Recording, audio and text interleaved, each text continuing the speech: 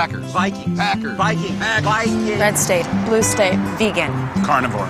We come from different places. Uptown. downtown, Optimist. We come to different conclusions. Half empty. half full. But when we live united, we create real, lasting change in the building blocks of life. The education, income, and health of our communities, Live our families, united. even the person next to us. Live united. Real change won't happen without you.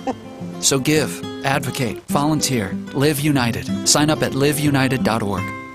Ladies and gentlemen, welcome to the United Way Volunteer Reader, Tutor, and Mentor Orientation, hosted by May Cobb, featuring Stacy Stewart, Jeff Peniston, Ron Hines and his little brother Jonathan, Joaquin Carbonell, Aaron Schmidt, Juana Slade, Namdi Asamoah, and Leanne Bannerman. And now a special message from Secretary of Education Arnie Duncan. Hi, I'm Arnie Duncan. Nationwide, United Way has pledged to recruit 1 million new volunteer readers, tutors, and mentors over the next 3 years. Here's what it could look like where you live. Ruth Rusi is a 92-year-old retired teacher. She also happens to be a volunteer reader. We have this program where the parents sign up with United Way and they get 12 books. If they have books that people can read to them, this helps them with their language, which helps them when they start school. Dwayne Ingram is part of a team mentoring program through a partnership with United Way. The most rewarding aspect of the mentoring project for me is when I meet the parents and they say things like Mario's grades are improving or Josue's attitude is changing. It shows us that what we're doing is not in vain. The young people, black, white, Hispanic, by them seeing us, they all know that all things are possible because now they have some reference point. If he did it, he came from the same background I came from, I can do it too. This tutoring program is a United Way community partner in Washington, D.C. We're on the front lines every day, and in the schools we see kids that are just clamoring for the support. Every day we're working with kids that just need individual attention, and the opportunity to work one-on-one with the student is what really makes the difference. I see with my student, he wants to do better because he doesn't want to disappoint me. For every person that volunteers, it's another kid that gets into the program. So we really see the impact you can have. He's funny. He trying the best with me. I think that I like him. The kids, they don't see them as a volunteer. They see them as their mentor, as their tutor, as somebody that they can look up to. You can be a part of this tremendous effort. In many communities, your local United Way has opportunities waiting for volunteers to fill them right now. Or you may want to find your own opportunity to tutor at your local school, to read to preschoolers at the library, to reach out to the kids in your neighborhood. But whatever you decide to do, you'll make a difference in your community and in the life of a child. Please go to the United Way website, liveunited.org, to find out how you can get involved.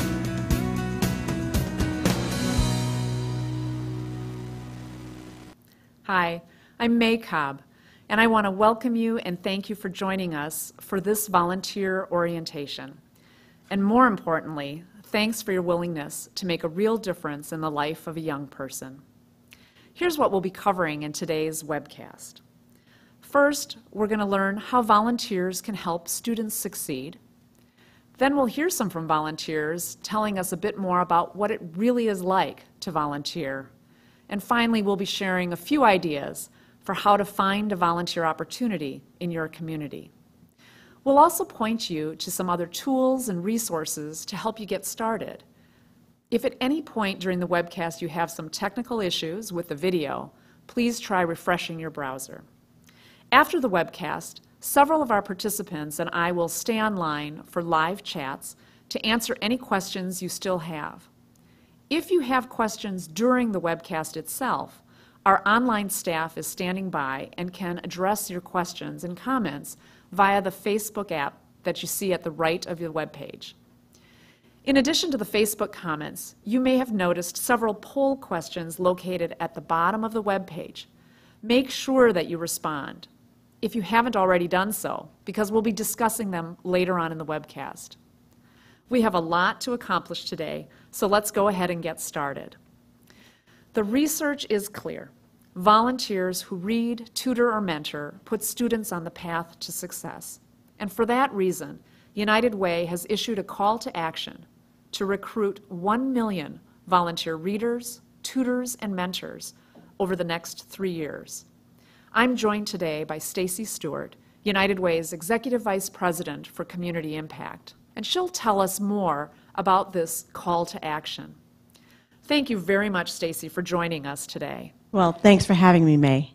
I am hoping that you can start us off here by telling us a little bit more about why United Way is inviting people to volunteer with students. Well, we announced, as you mentioned, this call to action to recruit 1 million people because we know that if we're going to improve the education outcomes for our kids in this country, it's going to require all of us to be involved. And there are things that each one of us can do to make a difference in a kid's life. One of the things that we know works, you mentioned it, May, and we know it's proven to work in communities all around this country, is if we get people volunteering to serve kids, to help them read on grade level by the end of 3rd grade, help tutor them to make sure that they can be successful in school through middle school and high school, and actually serve as a mentor. Those things can be very, very effective and very helpful to make sure that kids can be academically successful, and that's why we issued this call to action. United Way issued a challenge to America to say by 2018, we together can cut the dropout rate in half, and together we will do that. So this is the opportunity for all of us to get involved and make sure that we can play a part in ensuring that all kids have a quality education. And recruiting 1 million volunteers is a really powerful number, and we can imagine what can be done. So I know things must be happening locally. Can you tell us a bit more about what's happened so far? Absolutely. We're seeing just tremendous energy around this call to action in communities all around the country. You know, in Pittsburgh, our United Way with their community partners announced a goal to recruit 4,000 volunteers to serve the needs of young people, and they're working in 30 struggling schools in Pittsburgh and making sure that those kids can be successful in their schools. In San Diego, they had issued a call for 10,000 volunteers to come forward to be deployed in schools and community centers all around the community. We're seeing a lot of energy and excitement there. And we're working with partners as well. You know, in New Haven, Connecticut, our United Way is working with an organization called Experience Corps. Experience Corps recruits seniors in communities all around the country to work with young people, helping them read on grade level by the end of 3rd grade. The success of our United Way and Experience Corps there is allowing young people to be able to improve their learning outcomes 40% versus kids that don't have access to these reading buddies and tutors. And that improvement is being seen in 1 year. So again, we're seeing many, many more communities take on this challenge, put volunteers to work, and ensure that people, everyday people, can make a difference and help us get to this goal of ensuring every kid has access to a quality education. A lot of exciting things happening across the nation, but great ways for people to still be engaged. And you're telling us that the ultimate goal is to increase high school graduation rates.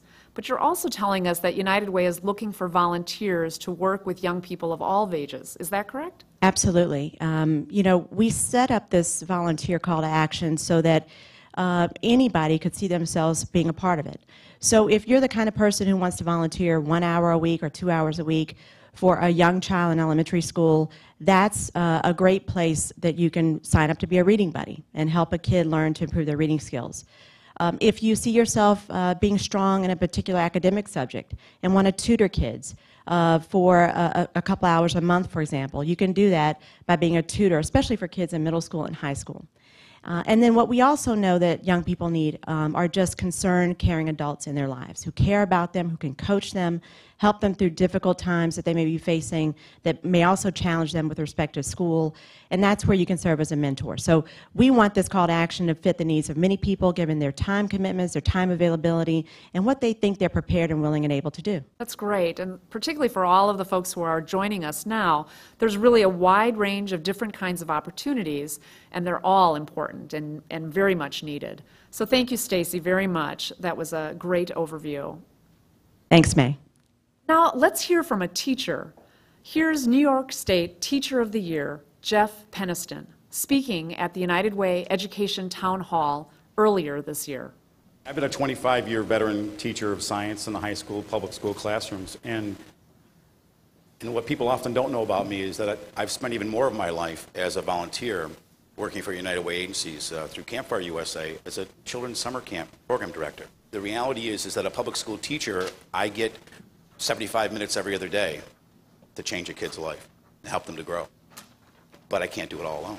My experience in the classroom is that when you look to your community for volunteerism, they're all over.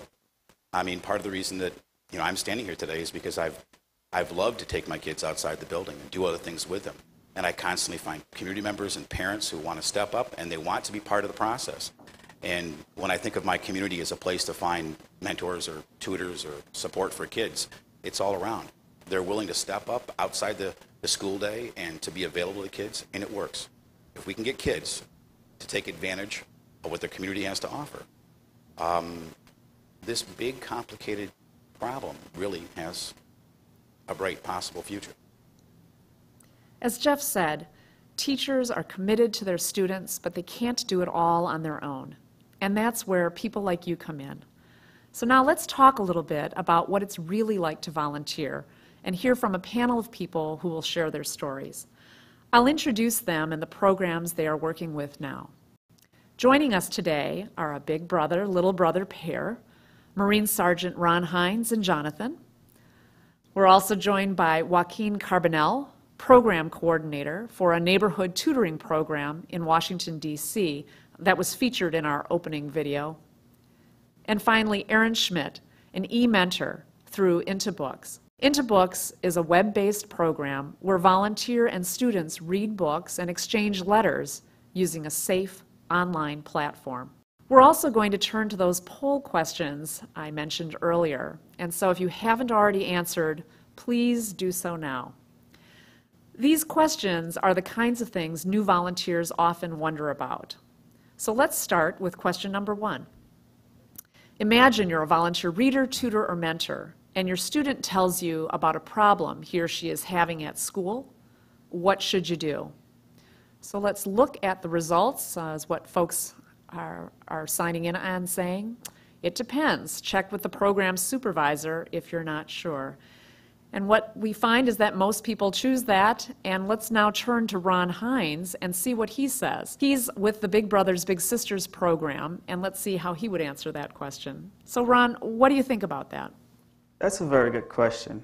First of all, as a Big Brother, we work through a teamwork organization, Big Brother Big Sister, the teacher, and also the parent.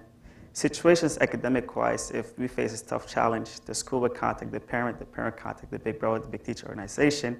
They will contact me, and my job is to find an easy solution to try to persuade and tell my little or my mentee the best way to go out and do it. And I try to imitate it as well as my personal life experience and make it the best way possible. Great, Ron. That's very helpful. I'd also like to ask, you have a full-time job, you've got other commitments, a very busy life. How did you find the time? What motivated you to actually become a Big Brother? Everything motivated me to become a Big Brother. I just want to see myself in Jonathan's shoes because with everything I do, I know he could do better. And just find the right time is, all it takes is 5 minutes a day or maybe 10 minutes more. Technology is very powerful, so time always evolves no matter what time it is. All it takes is 5 minutes and that's it. Thanks, Ron. Jonathan, let's hear from you now. What's it been like for you to have Ron as your big brother? It's been great because I have somebody that I can count on if I have any problems. If I'm stressed out, I could just talk to him. So my understanding is that you and Ron have been paired up together for the past 3 years, and actually pair of the year. Is it what you expected? If you could tell other kids that are going into a similar circumstance, is it what you thought it was going to be like? Did you do the things you thought you were going to do? Or just what has your experience been about that? It's been it's been pretty much what I expected. I've done a lot of cool stuff with him. He was actually teaching me self-defense the Marine way, so it was pretty cool. Then we also went to a football game, and we went white water rafting, I think it was the name of it. So, yeah, it's pretty cool. you get to do a lot of stuff with him. I've gotten to do a lot of stuff with him, like go to the movies and stuff. We do that a lot. So, yeah, it's been pretty similar. That's great. Thanks so much, Jonathan. Nicely said. Let's move on now to our second poll question. You just found that your boss needs you at a big meeting, and there's a chance you'll miss your volunteer assignment. What should you do? Let's see what most of you said. Let your program supervisor know you have a conflict as soon as possible. Right, so attend the meeting, but let your supervisor know as soon as you can. I'm going to turn it over now to Joaquin, who works for a tutoring program in Washington, D.C. called For Love of Children, to see how he would advise someone in this situation. So Joaquin, how would you recommend that busy people find a way to balance volunteering with all the rest of the things going on in their lives? Well, we understand, that being that our volunteers come from all different walks of life and have, a variety of professions, that our volunteers are very busy people. And so communication is a very important part of maintaining your commitment as a volunteer. So, we understand that those things will come up, that there will be scheduling conflicts, and we're willing to work with folks. With all of the moving parts that are in a tutoring program that serves as many kids as For Love of Children serves, we have grown pretty adept at improvising and accommodating those scheduling changes. So, communicating to your supervisor, letting them know, and, because we've encountered this situation often, we just want tutors to know that there's always a plan B. We can always find a substitute, we can always switch things around, so you should never feel like you're totally abandoning anybody, because there's always an alternate plan. Great, thanks so much, Joaquin. And now let's go to question 3. What's the length of the typical volunteer commitment? Let's check the results from the poll. And it sees most of you have said, in fact, what most programs do ask for volunteers to commit for the school year. Let's turn to Erin. I know that volunteers with Into Books are paired up and stay with the same student for the duration of a school year. Can you tell us about what you do? Yes, I'd love to, May. The Into Books program, it starts in October, and then we begin by exchanging letters through an online platform that Into Books has set up. And then each month, we read the same book with our student, and then we exchange letters with our student back and forth. The books are selected by the teachers, and so Into Books actually operates through classrooms. And so we found that Into Books has made a big impact through the students. We've received letters, or I received letters from the teachers last year saying what a big impact the program has had on their students and how they've improved over the school year. Terrific. And so my understanding is that the commitment is for the school year, but what kind of flexibility is there within the program, if there is any? That's a great question. I've had tremendous flexibility with the Into Books program because I can read the books on my own time, and I can also write the letters on my own time because everything is online. And so it's great for anybody that has a very busy schedule. So if you work a lot of hours, you're able to still have a tremendous connection and commitment with one student over the course of a school year. But you can do this on your own time. So I highly recommend it. I've had a wonderful experience with Into Books. That's terrific. That sounds wonderful. Joaquin, let me turn it back to you. We've heard from Erin about some of the flexibility within the program with Into Books, but what if someone's really just first getting started and are just a little overwhelmed at signing up for such a steep amount of time, or what is perceived to be such? Even if the payoff will be terrific, how do they get, how do you whet their appetite? How do you let them get involved in some other ways? Are there things that can be done with your program that would allow for some flexibility as far as the time is concerned? Certainly. Even with For Love of Children, a program where those year-long commitments really drive the work that we do with our students, there are a variety of opportunities available to volunteers. For the folks that can't commit to the week in, week out, we have substitute tutor positions where you would be asked to come in every other week, or it's kind of when you're available, or we have testers who come in and administer tests to students.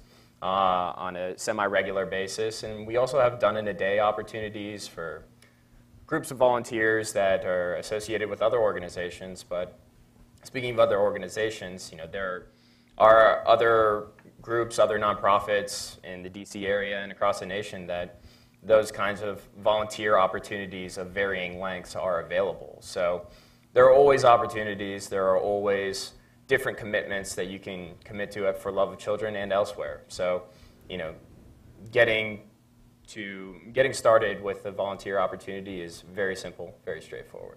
Thanks, Joaquin, very much, and thanks to everyone on our panel. If anyone watching has other questions, and we know that some have been coming through, our panelists will be here to chat following the webcast. Our next guest is Leanne Bannerman, and she's going to be joining us from Seattle. But before we get to Leanne, here are messages from two terrific United Way advocates. Hello, I'm Juana Slade, Chair of the United Way's National Women's Leadership Council and a proud supporter of United Way of Anderson County and Anderson, South Carolina. The United Way Women's Leadership Council is a national network of 50,000 passionate, community-minded women dedicated to advancing the common good all across the U.S. I'm representing the Women's Leadership Council today to lend our support of United Way's efforts to recruit 1 million volunteers. Now, I know that having caring adults in my life helped me to get where I am today, but I also know that there are so many kids out there who don't get the same support that I had. That's where you come in. Each of us has the power to help a young person succeed in school and life. To all the women out there, this is our personal invitation to you to get involved. United Way's Women's Leadership Council has committed to recruiting 100,000 of the 1 million volunteers. I have no doubt that we will accomplish this goal because when women come together and live united, there's nothing we can't do. Pledge today to become a volunteer reader, tutor, or mentor, and see the difference that you can make. Up, college is hard. Down, those books are heavy. My sport is football, but my passion is education. Right up here. So every year I take promising high schoolers on a college tour Lights there, darts there. to show them that higher education means a brighter future. My name is Nnamdi Asamoah. I don't just wear the shirt, I live it. You can be a reader, tutor, or mentor too. Take the pledge at liveunited.org/volunteer. Do you wear this? Well, you've just been challenged by Nnamdi and Juana, and if you want to take them up on their invitation to pledge to be a volunteer reader, tutor, and mentor, we'll show you how in just a few minutes. And if you're already pledged, thank you again, and we'll show you how you can invite your family, friends, coworkers, neighbors to join you as well. So hey, Leanne, I see you on the screen. We're going to be talking with Leanne Bannerman, who's the director of the Volunteer Center at the United Way of King County in Seattle. Leanne matches volunteers with the right volunteer opportunities every day, so this is a great chance for us to take advantage of her expertise.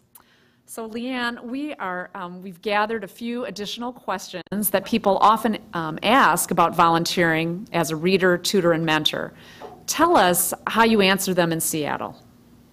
Okay. I will do my best, May. I do want to remind everyone, I'll talk about what's happening in Seattle, but definitely always contact your local United Way with any questions you have about volunteering. So why don't you get us started and tell us specifically what people in Seattle are doing to volunteer with students. Okay, great.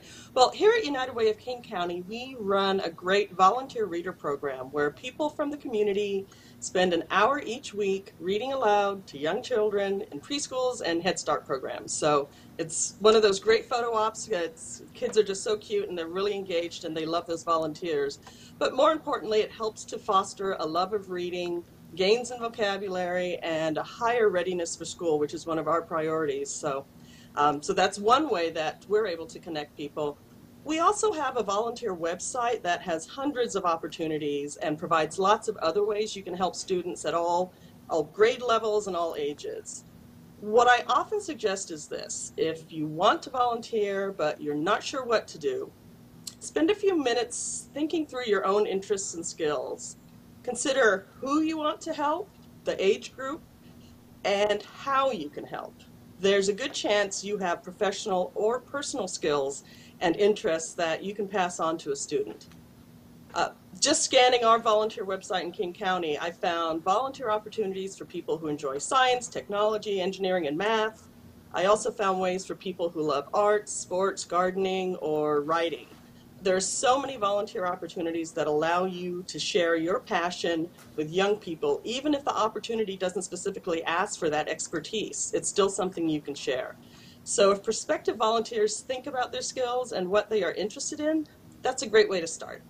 Those are terrific ideas and suggestions and tips for all of us in how to get started.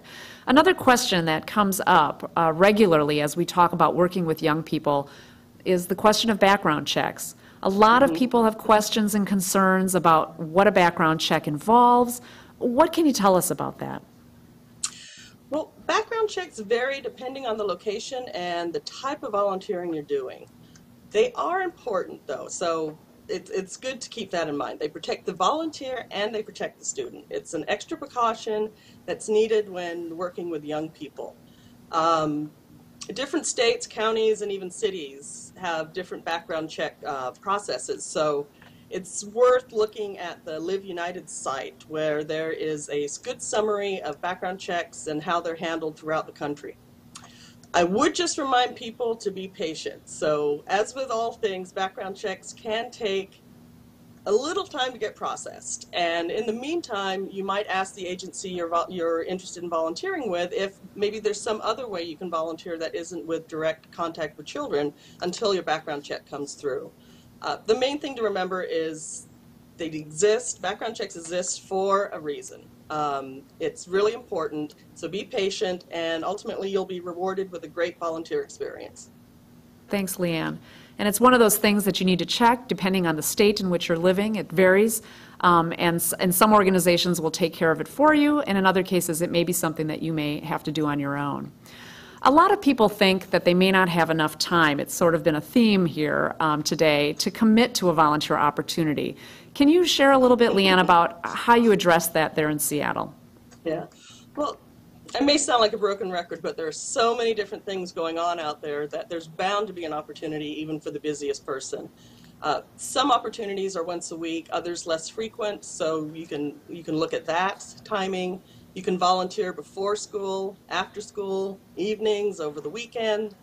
And for example, our United Way of King County, we have the volunteer reader program. Some people volunteer during their lunch break at a child care center near where they work. So it's really easy to fit in.